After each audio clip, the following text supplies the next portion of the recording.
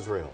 Nearly 200 Islamic Americans here in Oklahoma spoke their minds about the conflict today. They held a peace vigil for Gaza earlier this afternoon, and our Amy Lester's at the state capitol where it all took place. Amy? Well, Amanda, earlier today there were a lot of people out here at the state capitol. The Oklahomans we talked to, no matter what side they're on, they both want the same thing: peace.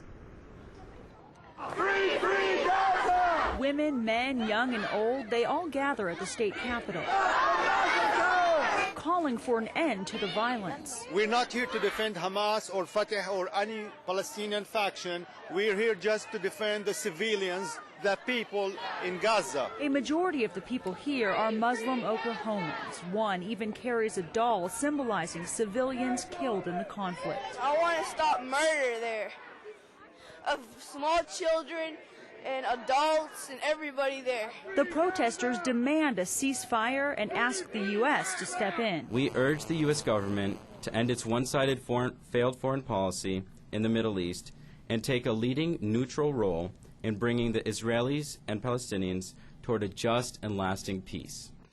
Peace is exactly what Ariel Reshef, an Oklahoman living in Israel, wants too. Clearly, the Palestinians are not the enemy. Israelis are seeking peace here. Reshef is in graduate school in Tel Aviv, 45 miles away from Gaza. She says there's a somber feeling in the air. Daily reality of Israelis is such that they are living in fear and running to bomb shelters with 15 seconds notice based on Hamas actions. Reshef's hopeful the fighting will end soon. I know that the Israeli government has the utmost respect for Palestinian life and that the Palestinian public is not the enemy here.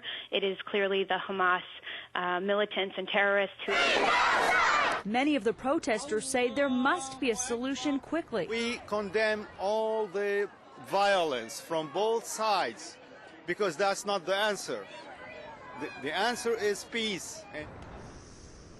And many of the people we talked to out here today are concerned that the Palestinians in Gaza do not have access to humanitarian aid. Back to you. All right, Amy. And the protesters urge all Oklahomans to contact lawmakers and express their opinions about the conflict.